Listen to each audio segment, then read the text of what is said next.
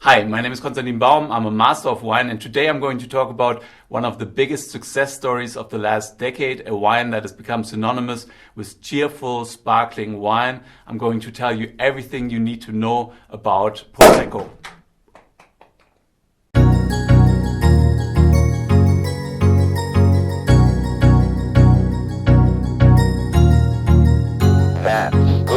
The root of the word Prosecco is not the Italian word for dry, Secco, but rather the Slovene word Proseku, which means path cut through the woods.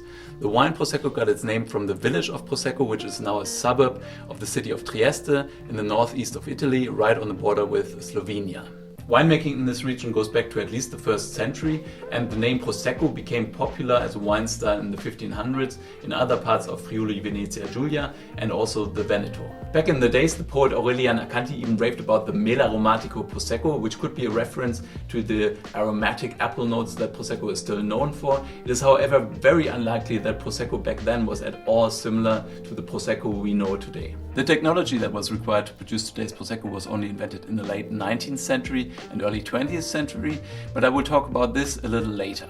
In 1970, Prosecco IGT was first established in order to regulate the production of the wine in the region, and only in 2009 a Prosecco DOC was put in place. This is kind of surprising because the DOCs have been around since 1963 and Prosecco is such a well-known wine today. Establishing a regulatory framework through the DOC really increased quality in the region, but it also ensured that the brand Prosecco is protected. Just like with champagne and other sparkling wines, people from outside of the region were copying the style and were putting misleading names on the label.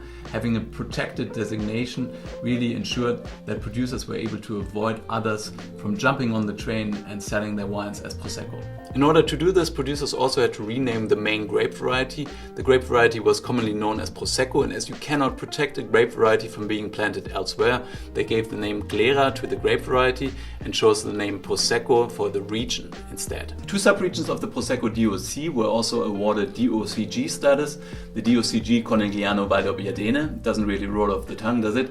And the DOCG Asolo. Within the Conegliano Valdobbiadene DOCG, there are also special classifications for the small region of Cartize, which produces very high-end Proseccos, and for the Rive, which are 43 special sites. For some reason, I thought for a long time that the region where Prosecco is from is not particularly exciting, but I was absolutely wrong.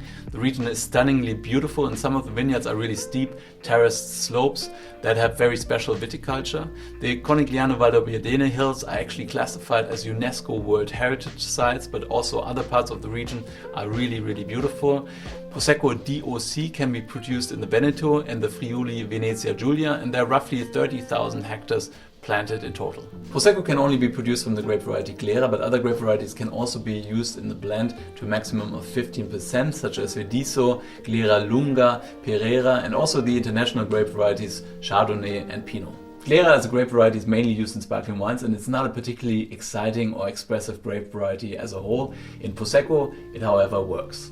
Okay, I mentioned earlier that modern Prosecco was only possible after a few inventions in the cellar were made. The most important one was the pressure tank.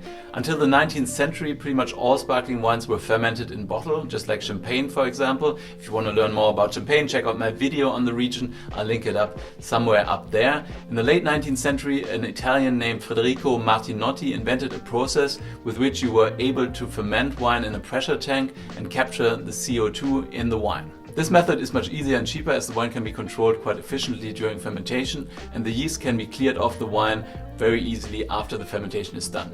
The French enologist Eugène Charmat also developed a process to make sparkling wine in pressure tank in the early 20th century. The French and Europeans therefore call it the Charmat method, while the Italians call it the Martinotti method. It's the same process though. So now we know that the process for pretty much all Proseccos is a first fermentation in stainless steel and then a second fermentation in a pressure tank. The only notable exception is Prosecco col fondo, where the fermentation takes place in bottle and you basically still have the lees in the bottle when the wine is being sold on the shelf. So when we talk about styles, Prosecco becomes really interesting and a little bit confusing. There are basically three main styles. The first one is the Prosecco tranquillo, a still wine that has to have less than 1 bar of pressure. Those wines do exist, this, but they are super rare and they're very rarely exported.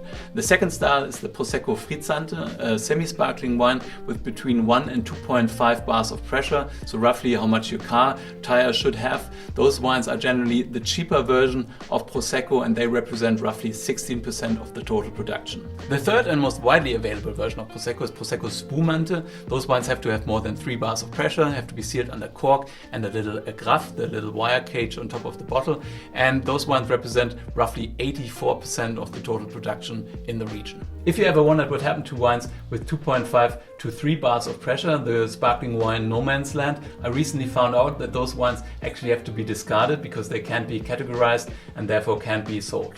It's crazy. When it comes to the taste of Prosecco, the most important factor is actually the sweetness level. 2/3 of the production are sold as extra dry, which means they can have between 12 and 17 grams of sugar. This doesn't mean that the wine tastes sweet, it tastes fresh and fruity, but there's some sugar in there. 30% of the production are sold as brut, so they can have less than 12 grams of sugar, and the rest is sold as sweeter than extra dry. There's also a new sheriff in town, a new wine style coming out of the region, which is Prosecco Rose. Prosecco Rose can be sold since the beginning of 2021, and those wines have to be a blend of Glera and Pinot Nero. I've tasted a few Prosecco Rosés thus far, and they are fruity and aromatic, and I'm pretty sure that they will be a big success in the market. Prosecco is often looked at as a not so serious wine, and I think that's actually a great advantage for the region. The wine is refreshing, lively and authentic, and you don't have to think too much about it to enjoy it, and that's probably one of the big reasons why it has been so successful over the last few decades.